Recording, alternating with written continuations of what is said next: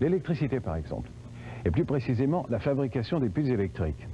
Eh bien là encore, il semble que nous ayons, une fois de plus, simplement redécouvert ce que les anciens savaient déjà, du moins certains d'entre eux. Ils nous auraient donc devancé, cette fois encore, de 2000 ans seulement. Et pas seulement pour les piles électriques. Arne Eggebrach, directeur d'un musée allemand, est convaincu qu'il existe au moins un exemple d'une réalisation technologique des anciens qui soit en avance de 2000 ans. Il l'a trouvé dans une exposition de trésors anciens de l'Irak. Il s'agit d'une petite poterie, d'un cylindre de cuivre et d'une tige de fer découvert à Bagdad. Il croit que ce sont les composantes d'une pile électrique qui a été fabriquée 2000 ans avant qu'elle ne soit inventée en Occident.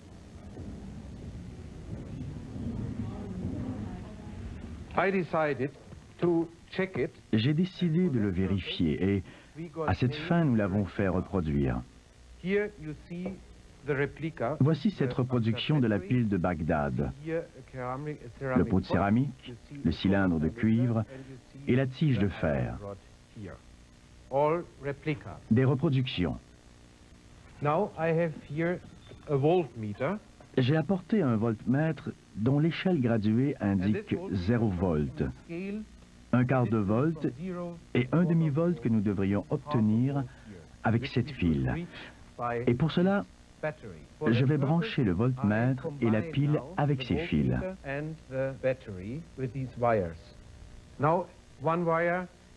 Un fil est en contact avec la tige, l'autre avec le cylindre de cuivre. Pour faire fonctionner la pile, il suffit maintenant d'utiliser un acide. À cette fin, une grappe de raisin devrait suffire. Here I have the grapes and here a glass, and in this I'm putting now some of the grapes. Je mets les raisins dans un verre. And with a avec une tige de bois, je les écrase pour en extraire le jus.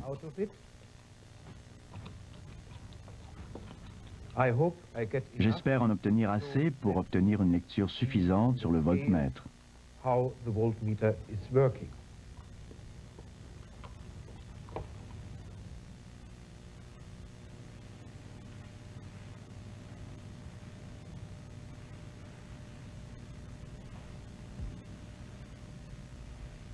La pile au jus de raisin acide produit presque un demi-volt. Mais à quoi servait-elle? Se pourrait-il qu'on l'ait utilisée pour réaliser des plaquages en or? Pour vous montrer que cela peut être fait avec cette pile, j'ai préparé une expérience.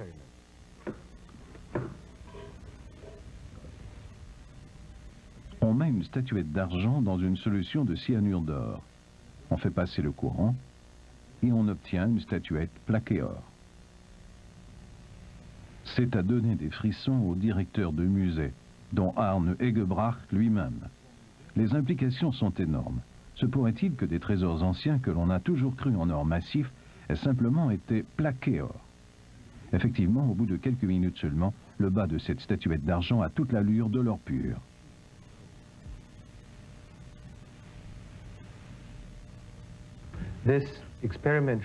Cette expérience démontre que la pile fonctionne et qu'il est possible que les anciens aient utilisé ce procédé pour réaliser des plaquages en or.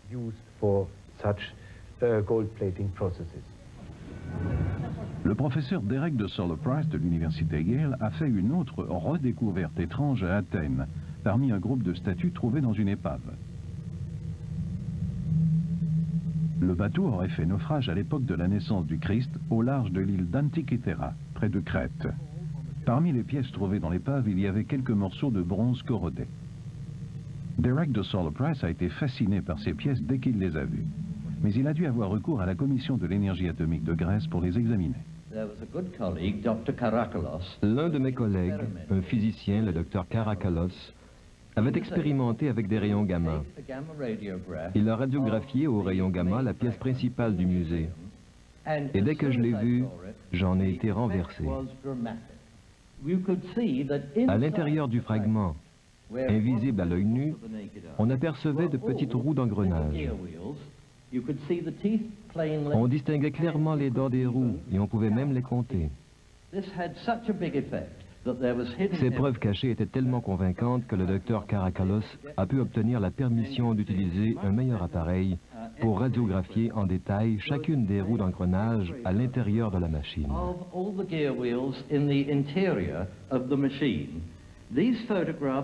Ces photographies étaient tellement précises que cela nous a permis de localiser chacune des roues d'engrenage. Même si nous n'avions qu'une partie de l'engrenage, nous pouvions effectivement en compter les dents. Voici une roue complète avec toutes ces dents d'engrenage que l'on peut toutes dénombrer. À partir des radiographies, le professeur Price a reconstitué l'appareil, désormais connu comme le mécanisme d'Antikythera. Une manivelle fait bouger des cadrans interconnectés à l'avant et à l'arrière. L'intérieur du mécanisme comprend un assemblage complexe de cames et de roues d'engrenage qui étaient jusqu'à tout récemment dissimulés dans les morceaux de l'épave. Cette roue est celle que vous voyez ici. Il y a d'autres engrenages à l'arrière. On tourne la manivelle et tout se met à tourner grâce à un mécanisme d'horlogerie assez sophistiqué. Le professeur Price croit qu'il s'agit d'une sorte d'ordinateur non programmable qui permettait de calculer les différents cycles de la Lune, du Soleil et des planètes. Selon ce que l'on connaît de la science de l'époque, cet appareil aurait dû voir le jour 2000 ans plus tard. En faisant cette redécouverte, le professeur Price a démontré que les anciens étaient beaucoup plus avancés qu'on ne le croyait. C'est tout simplement incroyable que les Grecs aient pu inventer les rouages différentiels. Et il est d'une telle complexité qu'on y retrouve essentiellement tous les éléments qui mènent au mécanisme d'horlogerie moderne, à l'ordinateur, et en fait à l'ère de la machine, et à tout ce qui distingue notre civilisation des civilisations antérieures. Et le point de départ de cette lignée évolutive se retrouve dans cette relique absolument unique. Vous avez peut-être déjà vu ce crâne de cristal qui aurait été trouvé dans les ruines d'une cité de Maya, en Amérique centrale. Eh bien, ce crâne appartient à une Canadienne, celle-là même qui l'a trouvé. Mais est-ce que ce crâne est vraiment en cristal? Et qui, au juste, l'a fabriqué? Et quand? L'aéroport Heathrow à Londres.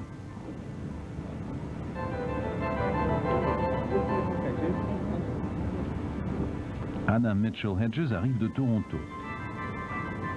Dans son sac vert, l'une des plus extraordinaires pièces de joaillerie au monde et un véritable casse-tête pour les services de sécurité. Une pièce mystérieuse d'une valeur de plus d'1 demi-million de dollars.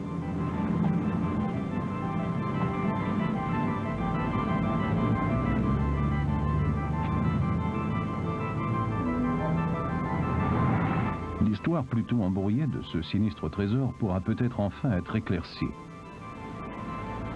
Anna Mitchell Hedges l'a trouvée elle-même dans une cité perdue lorsqu'elle était petite. Mon père faisait des fouilles en Amérique centrale, au Honduras britannique. Il avait trouvé des ruines mayas qu'il croyait en rapport avec l'Atlantide. Nous y avons effectué des fouilles pendant environ 7 ans. Et un jour, nous avons aperçu quelque chose qui brillait parmi les pierres. C'était le jour de mon 17e anniversaire, et cela nous a remplis de joie.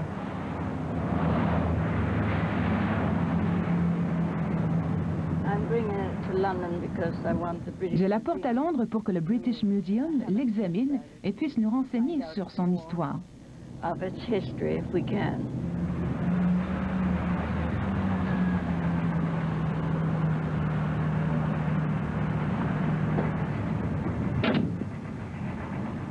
Burlington Gardens, près de Piccadilly Circus. Peu d'œuvres d'art apportées ici pour analyse au Musée de l'Homme ont présenté un aussi grand défi aux experts que celui qu'Anna Mitchell Hedges dévoile sous leurs yeux, à l'intérieur d'un laboratoire, au sous-sol de l'immeuble.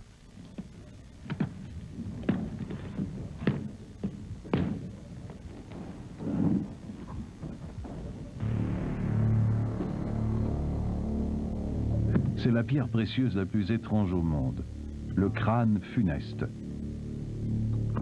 On l'a découvert dans d'étranges circonstances. On n'en connaît pas l'origine et au dire de certains, ses pouvoirs sont maléfiques et mortels. Les Mayas affirment qu'on l'utilisait pour souhaiter la mort de quelqu'un ou pour guérir. Lorsqu'un guérisseur ou un sorcier devenait trop vieux pour officier la cérémonie, on choisissait un jeune et les deux s'étendaient devant l'autel. Le grand prêtre célébrait une cérémonie et les connaissances du vieil homme étaient transmises au jeune homme. Le vieillard pouvait alors mourir en paix et le jeune homme se relevait avec de formidables connaissances. Ce crâne de cristal a des pouvoirs formidables, mais il vous prévient aussi lorsque quelque chose va se produire.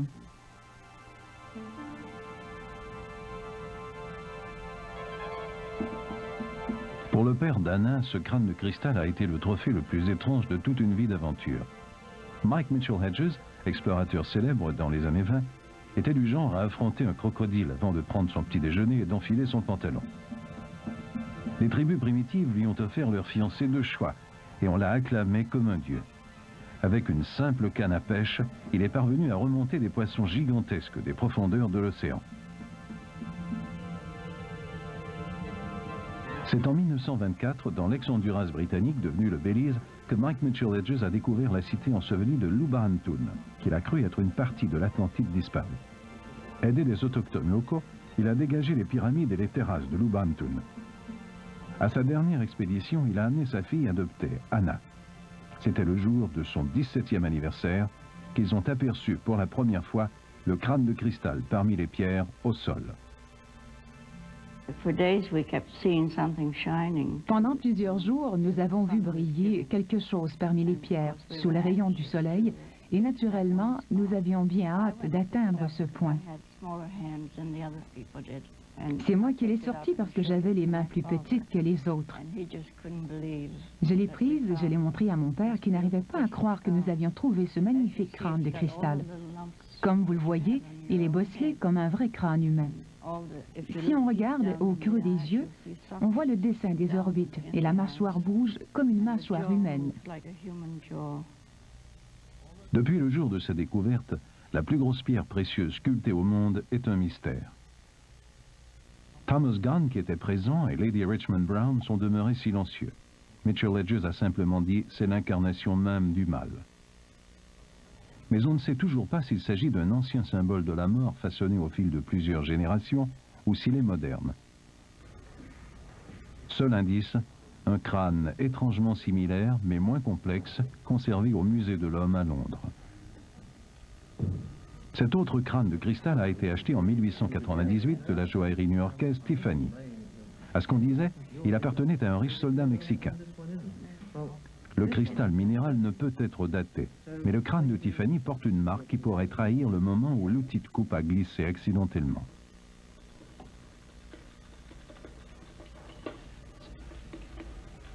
On commence par le crâne de Mitchell Hedges, que l'on pèse dans l'eau et dans l'air.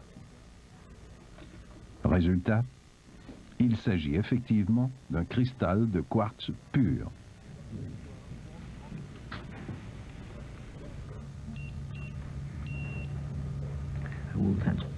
C'est très bien. 2,65, exactement ce qu'on devait obtenir. Formidable. Il n'y a aucune rayure révélatrice qui puisse aider le gémologue Alan Jobbins à dater le crâne funeste.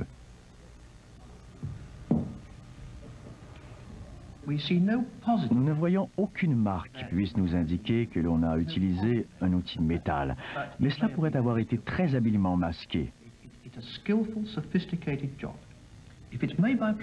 C'est un travail de grande précision.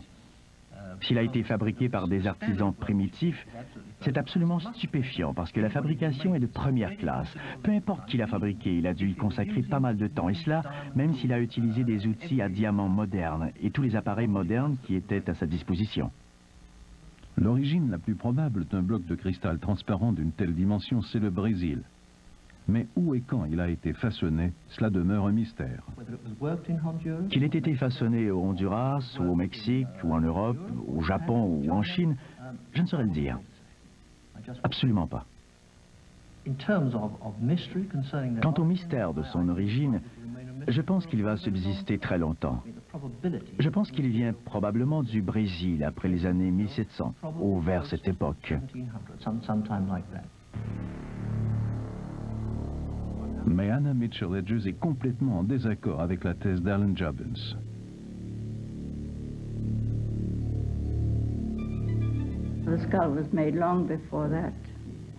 Le crâne a été façonné bien avant, il y a 3600 ans environ.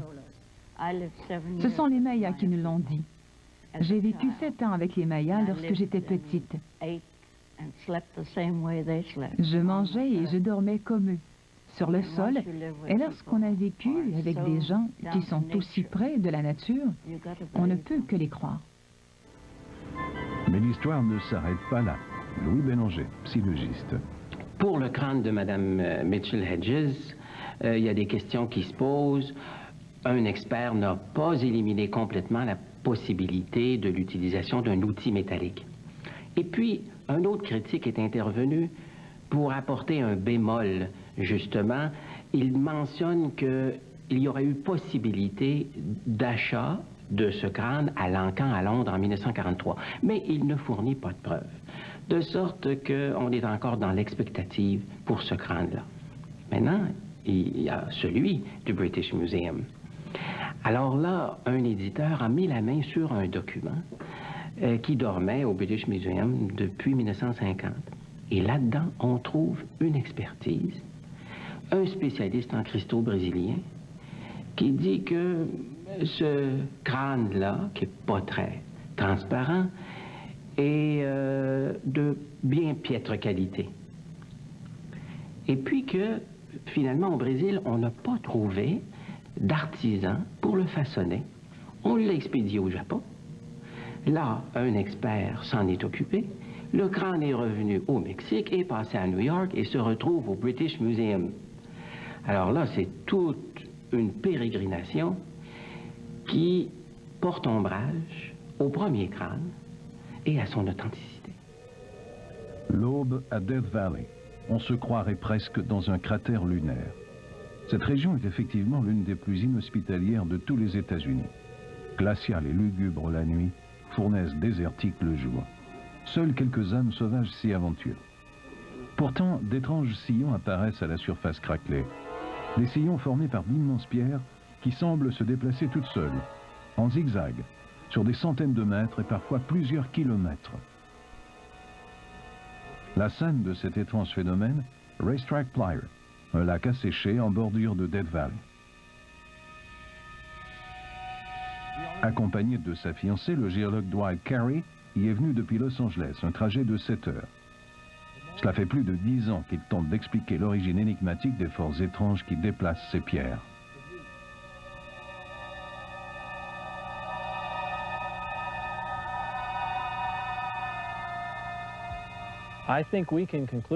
Je pense que l'on peut affirmer de manière concluante qu'il est indubitable que ces pierres se déplacent sur plus de 75 ou 100 mètres à la fois. Des pierres dont la taille peut aller de votre petit doigt jusqu'à des mastodontes de près de 300 kilos. Personne n'a vu de pierre en mouvement, mais Dwight Carey a rapidement éliminé l'hypothèse du coup monté. On ne peut pas déplacer des pierres d'un poids d'un quart de tonne sur des centaines de mètres sans laisser la moindre trace. Est-ce que cela pourrait être dû, comme certains l'ont suggéré, à de mystérieuses vibrations ou des forces magnétiques? Ce sont d'autres hypothèses que Dwight Carey rejette.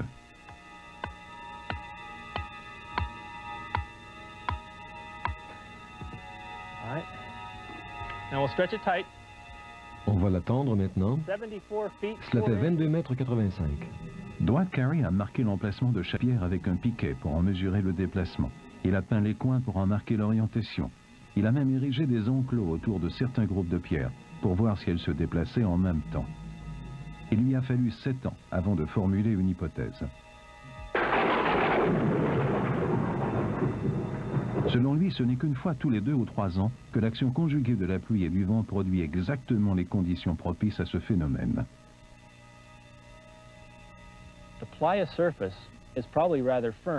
La surface du lac séché est sans doute compacte, mais il s'y forme une mince couche de boue très glissante avec peut-être un peu d'eau en surface.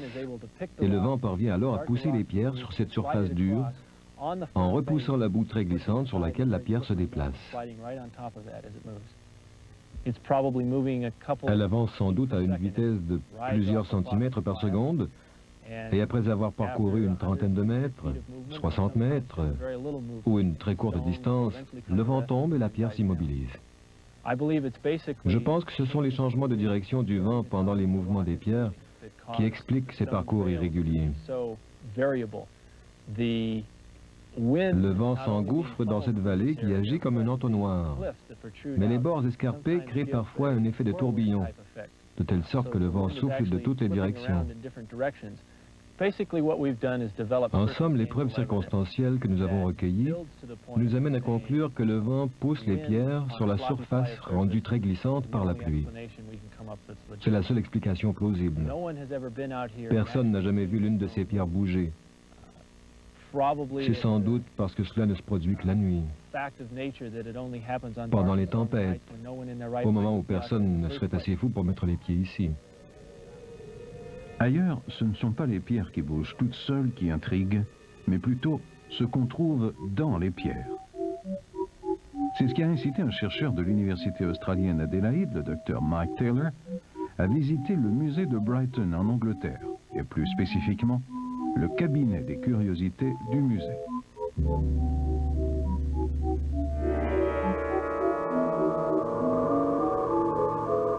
On y trouve une sirène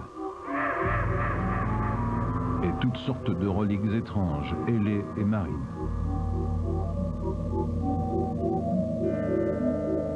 Et la plus étrange, c'est cette pierre, trouvée en 1883. À l'intérieur, dans une cavité secrète, on a trouvé une grenouille adulte momifiée. Elle a été trouvée par un employé de la voirie, un certain monsieur Knight. Lorsqu'il a soulevé cette pierre, qui me semble pourtant assez lourde, elle lui a paru beaucoup plus légère que la normale.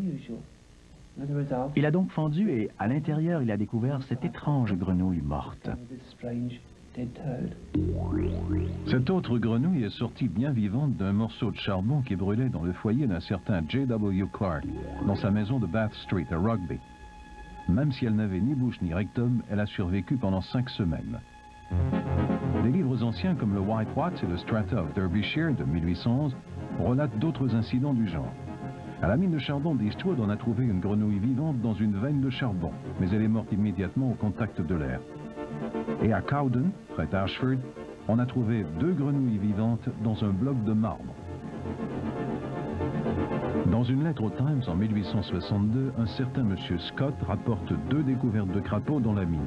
Le premier a été trouvé au creux d'une pierre d'une épaisseur de 4 pieds, dont on a fait un socle pour l'hôtel de ville de Birmingham.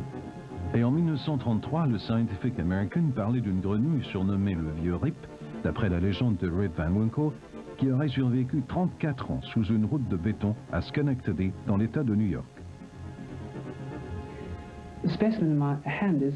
Le spécimen que j'ai dans la main est intriguant et vraiment étrange. Cependant, ce nodule, cette pierre, comporte une ouverture à une extrémité. Elle a un diamètre d'un peu plus d'1 centimètre de diamètre, soit un peu moins que celui de mon petit doigt. Il est fort possible que la grenouille soit entrée dans cette pierre par le trou lorsqu'elle était très jeune. Elle y a peut-être trouvé des insectes. On sait que certains insectes sont attirés par les grenouilles, par l'odeur peut-être. Des odeurs que nous pouvons percevoir, nous aussi. On peut donc imaginer que la grenouille est entrée dans la pierre, qu'elle s'y est nourrie et qu'elle a tellement grandi qu'il lui est devenu impossible d'en sortir. Elle est effectivement plus grosse que le trou par lequel elle est entrée.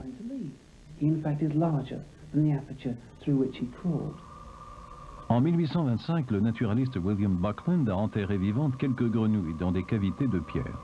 Certaines d'entre elles ont survécu pendant une période de 12 mois, mais elles n'ont pu résister à une deuxième incarcération.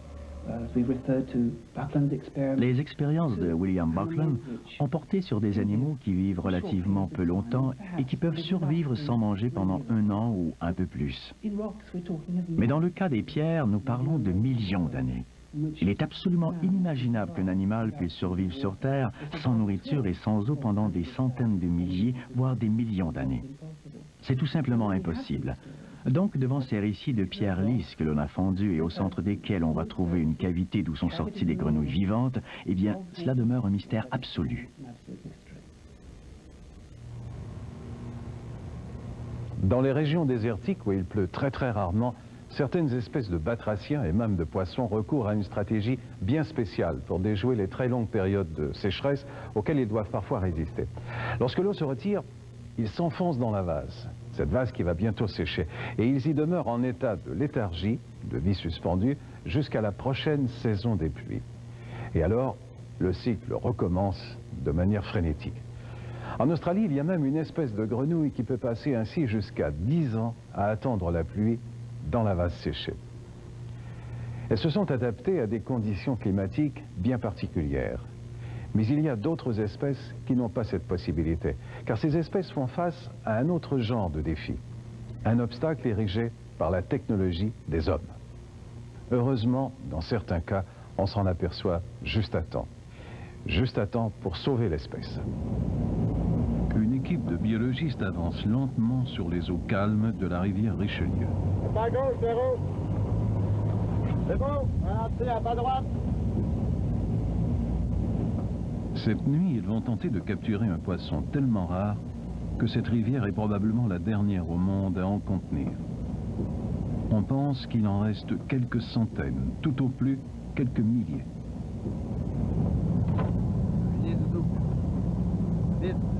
OK, on va voir là. Anxieux, les biologistes s'apprêtent à remonter leur dernier filet. Un petit peu à gauche. Oui, c'est beau. Bouée prise. Leur objectif, sauver l'espèce. OK, on en a. Ouh!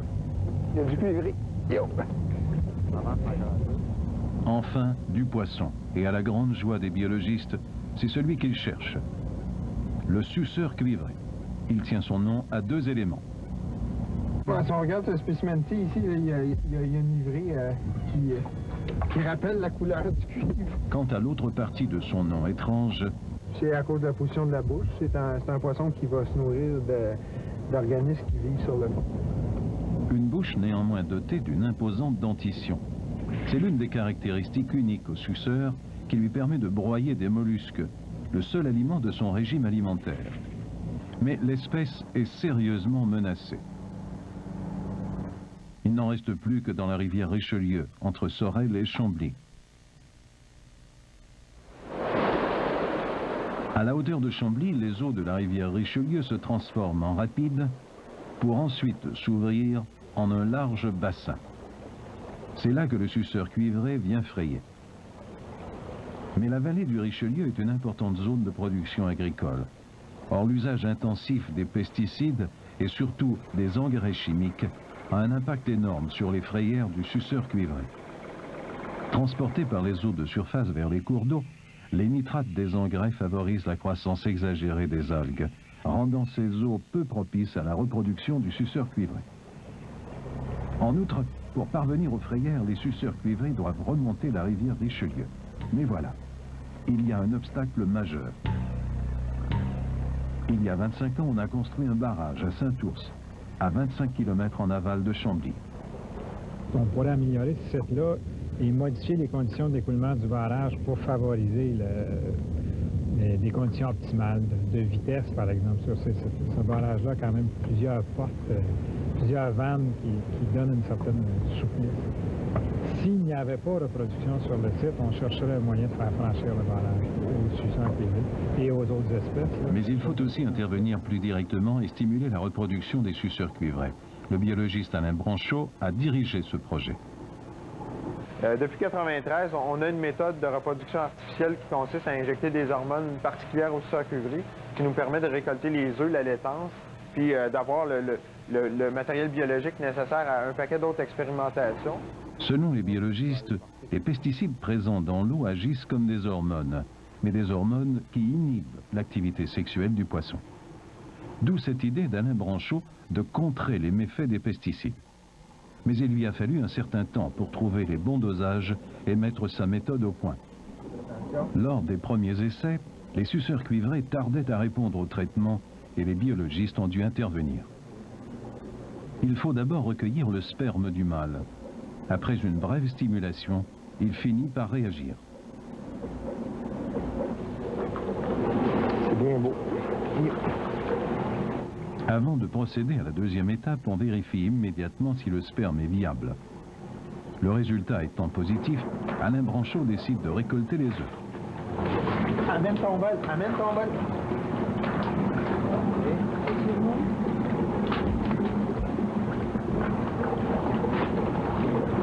La femelle répond au traitement et 80 000 œufs sont libérés en quelques secondes.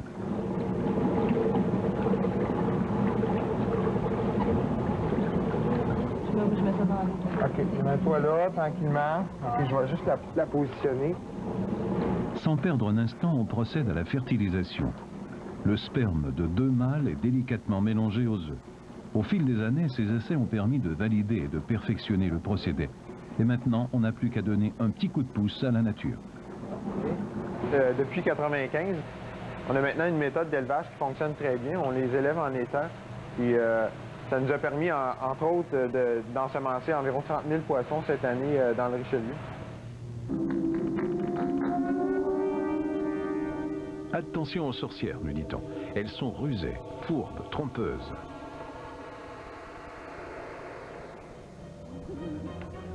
On les décrit généralement comme des vieilles décrépies au nez décoré d'une grosse verrue. Rien d'étonnant à ce qu'elles ne sortent pas en plein jour. Elles ne sortent donc qu'à minuit, l'heure du crime. Elles enfourchent alors leur balai et s'élancent dans le ciel. Certains auront peine à le croire, mais cela doit être encore plus inconfortable que de voler en 3e classe. Mais elles tolèrent cet inconfort dans un but. Le balai leur permet d'effacer la trace de leur passage dans le ciel. Elles ne sont pas aussi discrètes en ce qui concerne leur tenue vestimentaire. Elles sont coiffées d'un grand chapeau pointu, un signe immanquable de leur puissance maléfique.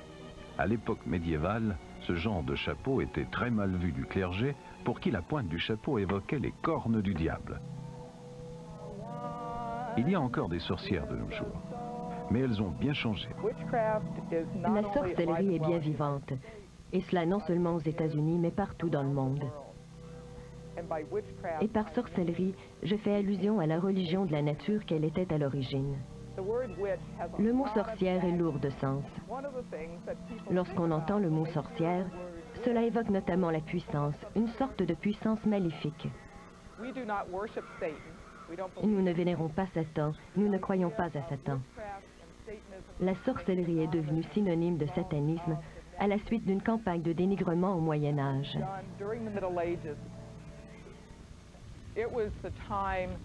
C'est une époque où la raison a été mise de côté.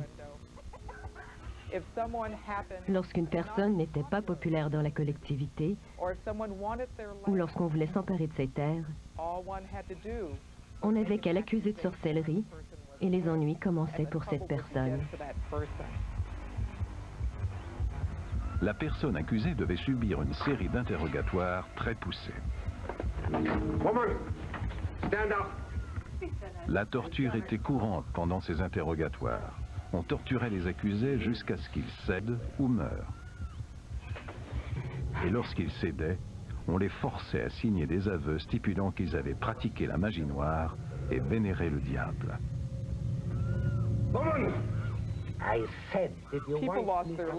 Des gens ont perdu leurs terres, ont croupi en prison pendant des années, ont été pendus et lapidés à mort.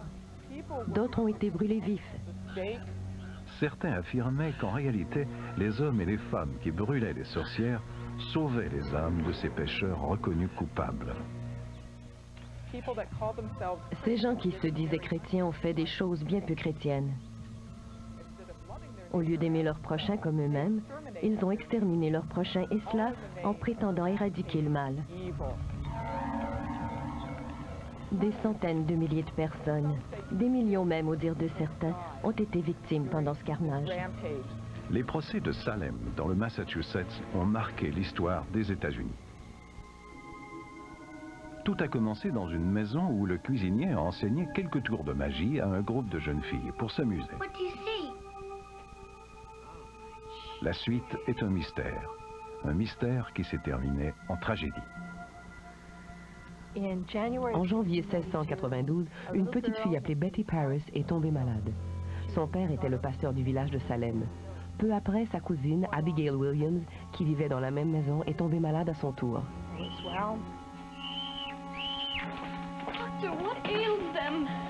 Le révérend Paris a fait venir le médecin qui a examiné les jeunes filles.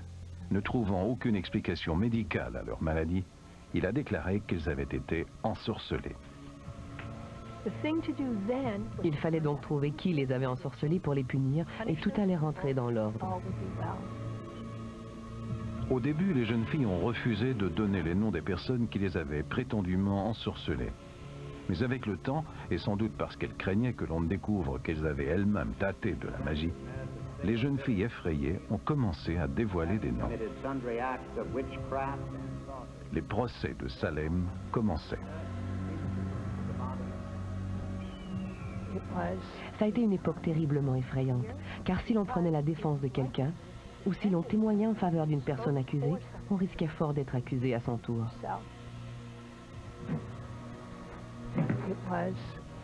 C'est une époque où il fallait faire preuve d'un courage extrême également, car bien des accusés ont refusé d'avouer un délit qu'ils n'avaient pas commis, et ils ont affronté la mort avec beaucoup de dignité.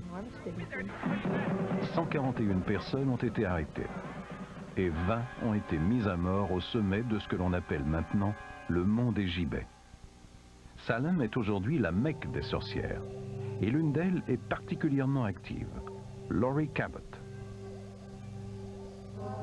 Il y a maintenant 4000 sorcières à Salem, et nous faisons des cérémonies rituelles sur le mont des Gibets. Si quelqu'un nous surprenait en plein rituel dans la forêt, il aurait sans doute peur, car peu de personnes ont été témoins d'un rituel de sorcellerie ou comprennent qu'il s'agit d'une religion de la nature.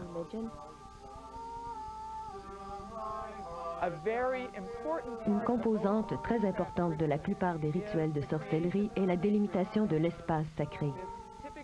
Cela prend généralement la forme d'un cercle. Le chapeau pointu de la sorcière représente le cercle sacré où l'on accomplit les rituels. Les sorcières se servent de certains instruments de base. Le pentacle, l'encens, souvent dans un chaudron. Au Moyen-Âge et avant, dans toute l'Europe, les sorcières se servaient du chaudron pour pratiquer leur médecine populaire. Les vieilles sages qui soignaient les gens de leur village avaient aussi des balais.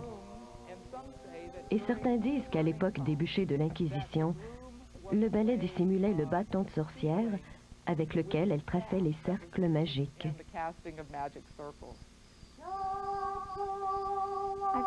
Je jette des sorts comme d'autres font des prières. Pour guérir quelqu'un, pour qu'une personne ait une vie prospère et heureuse. On dit que dans notre société, de plus en plus, la science est importante. Il y a un désir de rationalisme à l'extrême. Ça devient en quelque sorte une nouvelle religion, la science. Et que les gens ont besoin d'une expérience, de vivre une expérience, de vivre un secteur où il y a plus d'émotions et de pratiques. Parce que c'est beaucoup pragmatique, la sorcellerie. C'est-à-dire, on a tous des procédés, des techniques, des incantations. La parole est très importante, les rituels sont importants. Alors, je pense qu'il y a un besoin, une recherche de ce savoir-là et de cette émotion-là, de cette expérience-là qui arrive. C'est pour ça qu'on a des resurgences.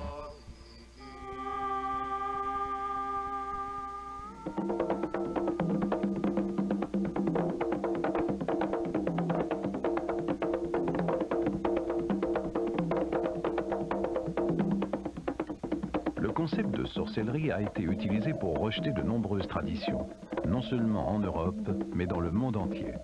Cette femme, au Brésil, est membre d'une religion connue sous le nom de la Société de l'Alero.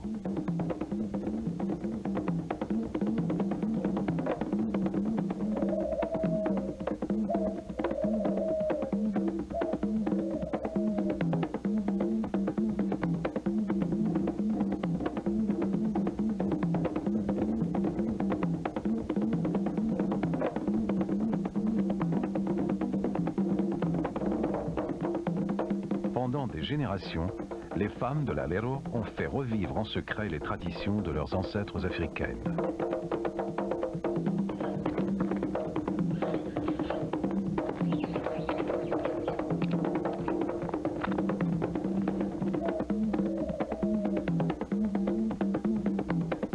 Quand les Européens sont arrivés en Afrique et dans les Amériques, les femmes qui pratiquaient ces rituels ont été déclarées païennes et on les a persécutées.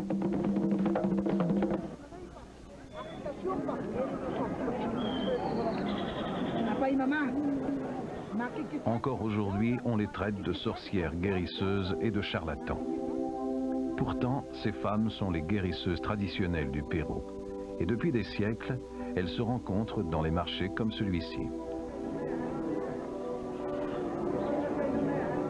Plusieurs des médicaments qui remplissent nos pharmacies étaient à l'origine employés par des guérisseuses.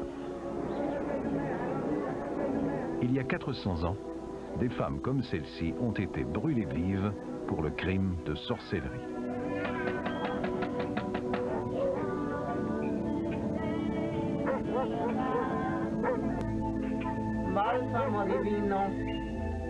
Margarita Despuedes est une curandera, une sorcière guérisseuse mexicaine. Malgré des années de persécution, les femmes comme Margarita ont continué à remplir leur rôle.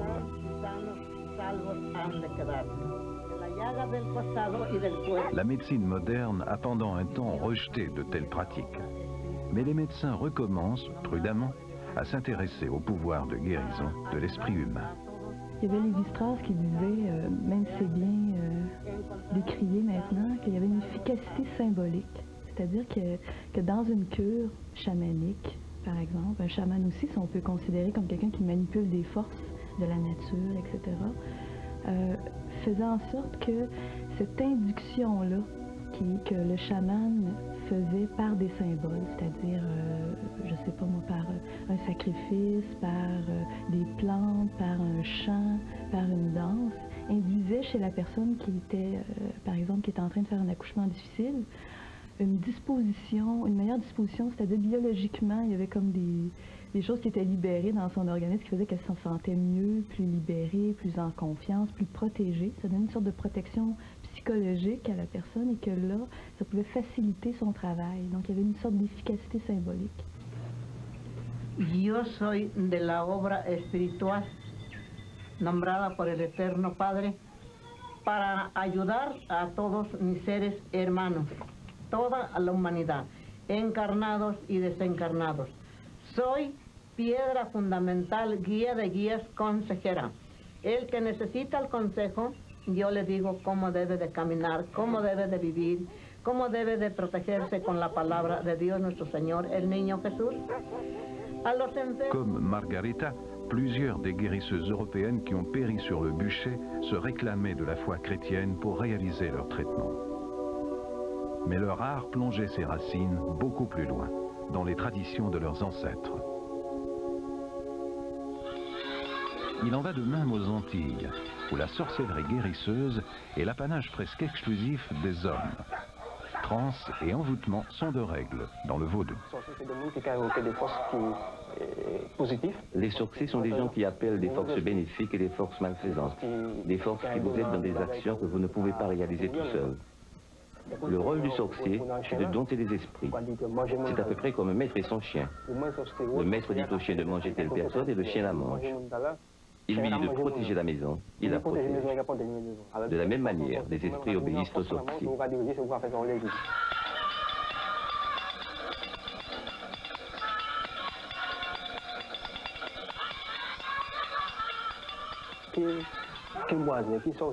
Voyants, quimboiseurs, sorciers, parapsychologues, prêtres, moines, c'est la même chose. Puisque nous tous, nous invoquons des forces pour aider les gens en difficulté. Les autres ont peur de s'appeler sorcier. Moi, je suis un sorcier. Je suis là pour aider les gens parce qu'il y a des problèmes qu'on ne peut résoudre sans passer par la magie noire. Si vous consultez et que vous voyez que dans 2 mois, quelqu'un va avoir un problème grave, et qu'en passant par la magie blanche, vous allez perdre trop de temps, vous êtes obligé de faire un rite avec le diable.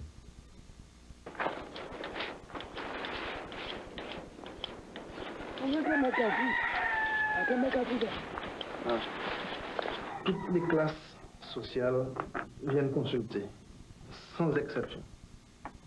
Je précise encore, sans exception. Il y a des chômeurs, des médecins, des avocats, des commerçants, des étudiants, des hommes politiques, tout le monde. La plus grande demande concerne les problèmes sentimentaux. Parce que nous vivons dans un siècle où il y a d'abord le mal d'amour. Donc les gens viennent aussi d'abord pour se rassurer sur leur avenir sentimental, sur l'équilibre de leur couple. L'envoûtement que je suis en train de préparer est un envoûtement d'amour. C'est pour faire revenir quelqu'un, une femme qui a pris la responsabilité de se marier et qui maintenant trouve que la vie est trop belle. Elle est attirée par les hommes qui passent. Ce n'est pas maintenant qu'elle doit penser à ça. Maintenant, il est trop tard. Et je suis obligé de faire un travail pour tenter de la faire revenir avec son mari. Un envoûtement a plusieurs symptômes, ça dépend des... Un envoûtement a plusieurs symptômes. Tout dépend du rituel que l'on a accompli sur vous. Est-ce un rite de magie blanche, un rite avec poupée, un rite avec bougie, etc. Bougie, etc. Chaque rite-là, il y a un symptôme différent.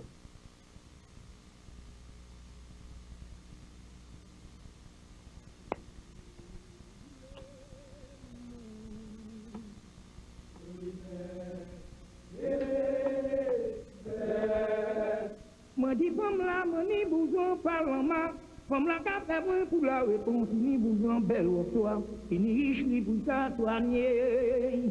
Allez non. Les symptômes de l'envoûtement sont très nombreux.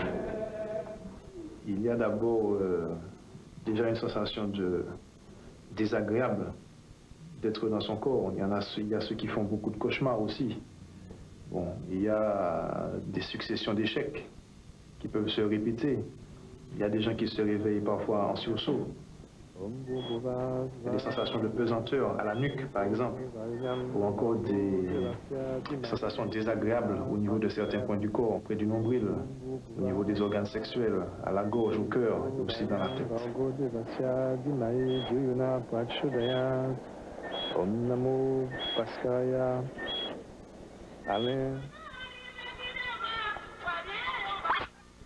Officiellement, personne ne consulte les sorciers. Mais dès 4 heures du matin, ils sont tous déjà devant ma porte pour obtenir toutes sortes de choses.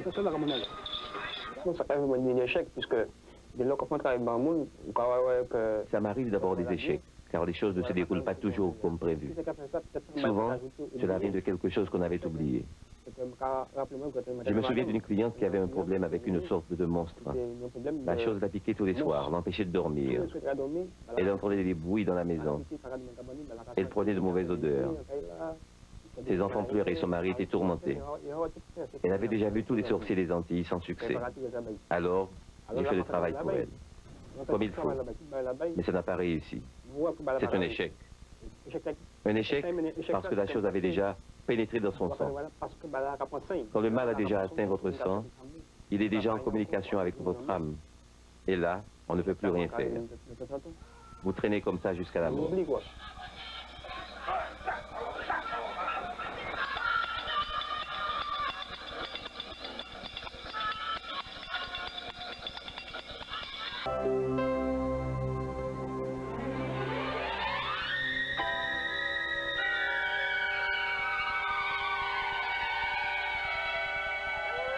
L'image classique du vampire a été grandement influencée par le Dracula de l'auteur Bram Stoker. Un conte de Transylvanie qui ne sort jamais sans sa cape noire. Un sourire glacial, aux canines longues comme des crocs, pour sucer le sang.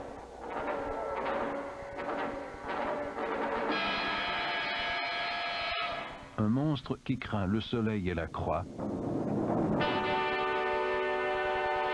et ne peut être détruit que par un pieu enfoncé en plein cœur.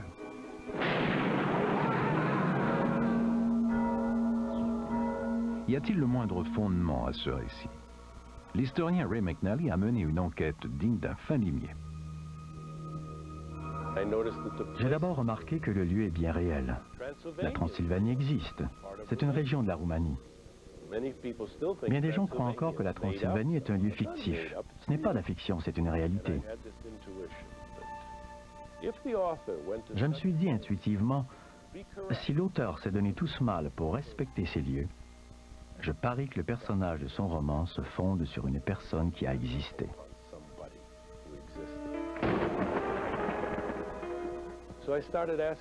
J'ai demandé à des érudits hongrois, est-ce qu'un personnage semblable à Dracula a existé? Selon vous dit-il quelque chose? Est-ce qu'il est possible qu'il ait existé? On m'a dit, vous êtes fou. Vous ne trouverez rien.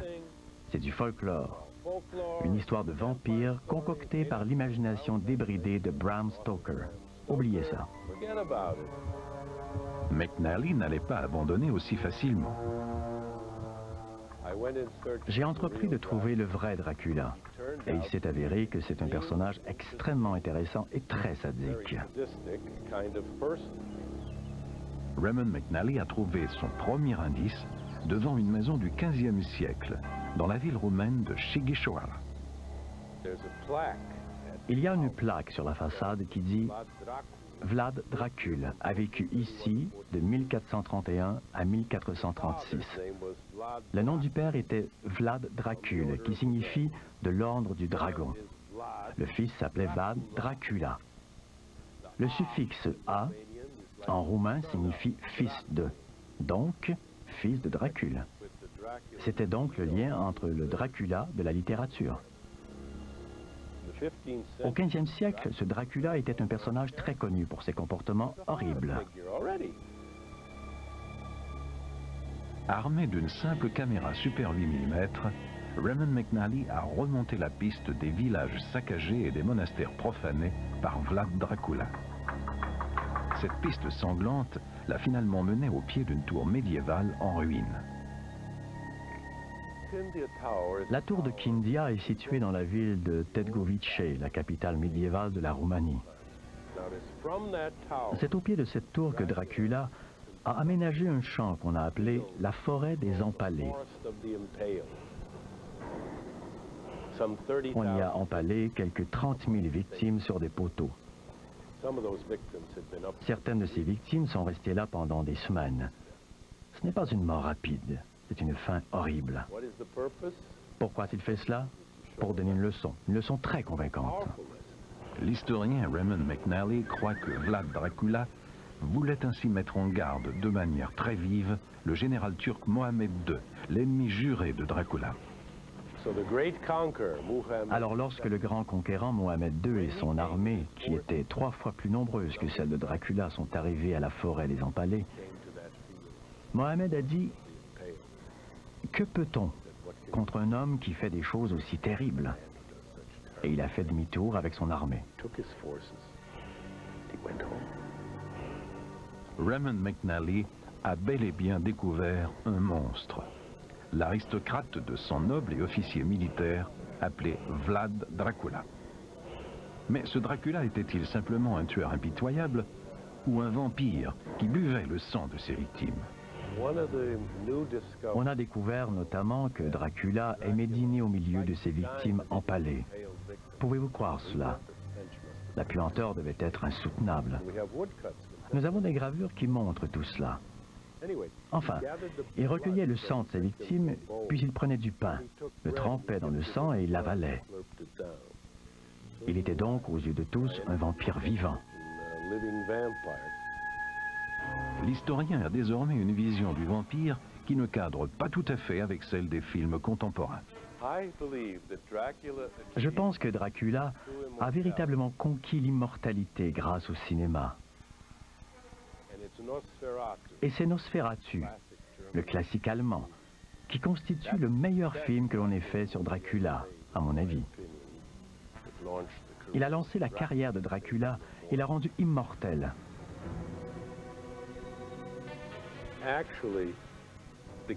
En fait, le personnage de ce film correspond à l'image du vampire. Il ressemble au vampire du folklore, émacié, laid, dégoûtant à l'extrême et très effrayant. Après tout, c'est un cadavre. C'est un cadavre qui marche après avoir passé quelque temps dans un cercueil. Et c'est comme cela dans le folklore.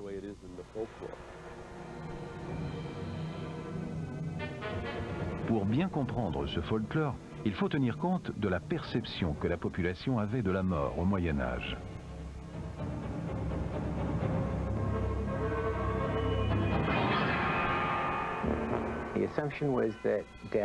On présumait alors que la mort était apportée par les morts, et que lorsqu'une personne mourait, plusieurs autres allaient mourir, car la première personne morte apportait la mort aux autres.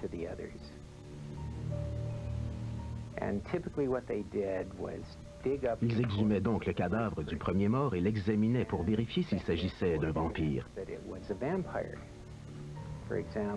Par exemple, ils constataient souvent que du sang perlait sur les lèvres du vampire.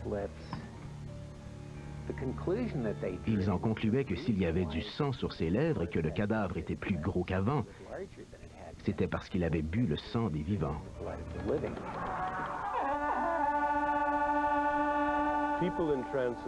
La population de la Transylvanie croit encore passionnément aux vampires, même si la plupart de ces gens n'ont jamais vu un film sur Dracula ou lu le roman. Je vais vous en donner un exemple. En voyage, j'ai fait la connaissance d'une jeune fille dont le père était un vampire. Oui, elle s'appelait Tinka. Je lui ai demandé pourquoi elle disait que son père était un vampire. Elle a répondu qu'à sa mort, on l'a mis dans un cercueil. Mais 3 jours plus tard, le cadavre n'était pas rigide. La peau était encore souple. Les joues étaient rosées. Ce sont les indices du vampire dans cette région du monde. Le mort vivant. Elle m'a dit qu'elle a été incapable de faire ce qu'il fallait faire, parce qu'il s'agissait du cadavre de son père. Mais les villageois l'ont fait. Et cela correspond à ce qu'on voit dans les films d'horreur. Ils ont pris un pieu et l'ont enfoncé dans le cœur du cadavre. Pour l'empêcher de marcher, il faut l'enfoncer dans le cadavre, puis dans le sol, sous le corps. C'est cela qui l'épingle à la terre. Les légendes à propos des vampires ont fourni aux villageois terrifiés d'autres moyens de se protéger du mythe du mort-vivant. L'un de leurs remèdes découle de la conclusion qu'un mort inhumé depuis plusieurs jours devait dégager une odeur particulièrement déplaisante lorsqu'il revenait à la vie. On savait que les vampires dégageaient eux-mêmes une très forte odeur. Et comme le dit une ancienne expression latine, similia simile escoantur, le même remède contre les mêmes symptômes. Cette croyance a poussé les gens à croire que puisque le vampire dégageait une forte odeur, on pouvait l'éloigner en s'entourant de choses qui dégagent une forte odeur. On plaçait donc de l'ail dans les endroits où un vampire pouvait entrer. Par exemple, on suspendait de l'ail autour des fenêtres. Les objets pointus pouvaient aussi éloigner les vampires. On cachait donc un couteau sous son oreiller, ou on plaçait des roses aux ouvertures des tissus, en présumant que les épines des roses éloigneraient les vampires.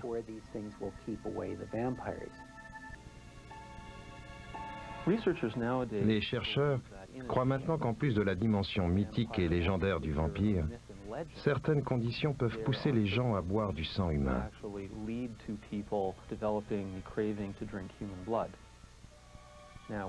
Si je parle de vampires dans le contexte moderne, il est évident que je ne fais pas allusion aux gens qui se transforment en chauve-souris. Du moins, je n'en ai jamais vu. Je parle plutôt de ces gens qui développent le goût de boire du sang humain. Il y a une évolution type de cette pathologie que l'on a appelée syndrome de Renfield, d'après le personnage psychotique du Dracula de Bram Stoker. Le premier stade survient généralement pendant l'enfance. À la suite d'un incident critique, l'enfant, garçon ou fille, mais plus souvent un garçon, découvre qu'il peut être excitant de boire du sang. Cela peut mener à un second stade que l'on appelle auto-vampirisme, où l'on se plaît à boire son propre sang. Il y a ensuite un troisième stade que l'on appelle zoophagie, Il s'agit de la consommation d'animaux non humains pour en boire le sang. Alors surveillez bien les chiens et les chats de votre quartier, car à ce stade, les vampires recherchent les animaux de compagnie. Le stade le plus avancé du syndrome de Renfield, c'est le vrai vampirisme où l'on boit le sang d'autres humains. Certaines personnes qui ont atteint ce stade s'infiltrent dans les banques de sang des hôpitaux pour y voler du sang entreposé. Ce stade du syndrome de Renfield peut mener au meurtre en série. Ces personnes prennent alors le sang d'autres humains contre leur gré. Le cas contemporain le plus notoire d'un meurtrier en série qui était atteint du syndrome de Renfield ou de vampirisme clinique, selon toute vraisemblance, c'est l'affaire Haig. À la fin des années 1940, une étrange affaire criminelle a retenu l'attention des journaux britanniques. Les meurtres perpétrés par John George Haig, gentleman londonien aux manières raffinées, surnommé le vampire de Londres.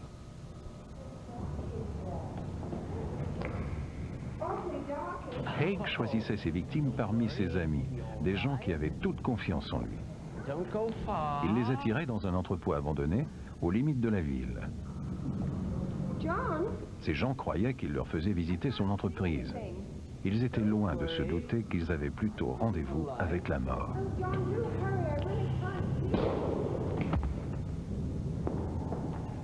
Haig les tuait rapidement, généralement d'une décharge de fusil dans la nuque.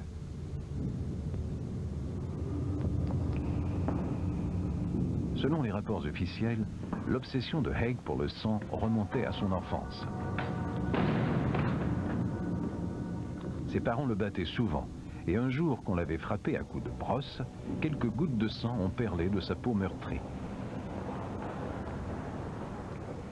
Il a sucé le sang et en a aimé le goût. Comme dans un cas classique de syndrome de Renfield, son propre sang n'a pas suffi et Haig s'est mis à tuer pour s'approvisionner.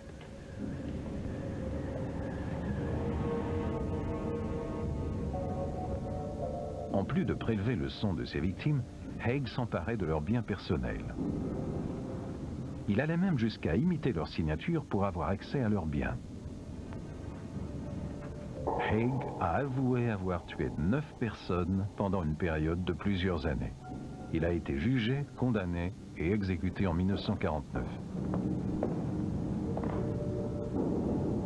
Mais il y a eu de nombreux autres cas, plus récents. New York, 1975. Une femme est arrêtée pour un meurtre horrible où l'assassin a siphonné le sang de sa victime. Californie, 1978. Richard Trenton Chase est condamné pour une série de meurtres et au moins un acte de vampirisme. Ces meurtres lui valent le surnom du tueur vampire. Massachusetts, 1980. Un jeune homme aux antécédents psychiatriques entend une voix qui lui dit de se servir de balles peintes couleur or pour tuer et recueillir le sang. Ce n'est qu'à cette condition qu'il pourra devenir un vampire.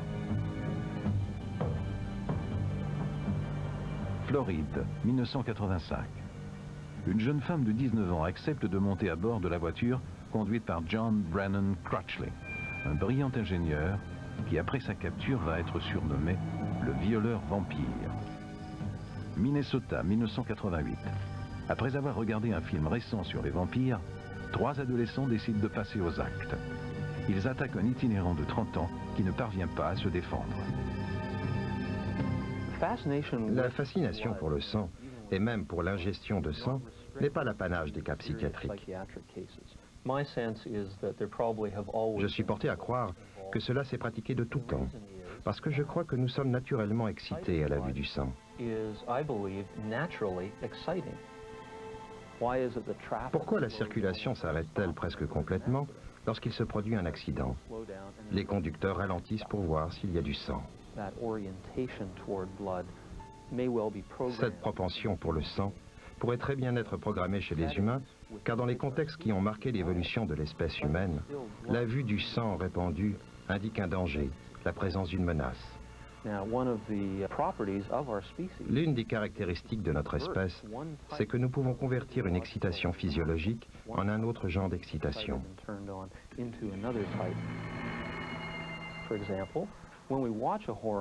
Par exemple, lorsque nous regardons un film d'horreur, nous nous mettons délibérément dans un contexte où l'on voit des monstres et souvent beaucoup de sang. Nous sommes excités par un stimulus de peur qui déclenche ces interrupteurs naturels qui sont en nous.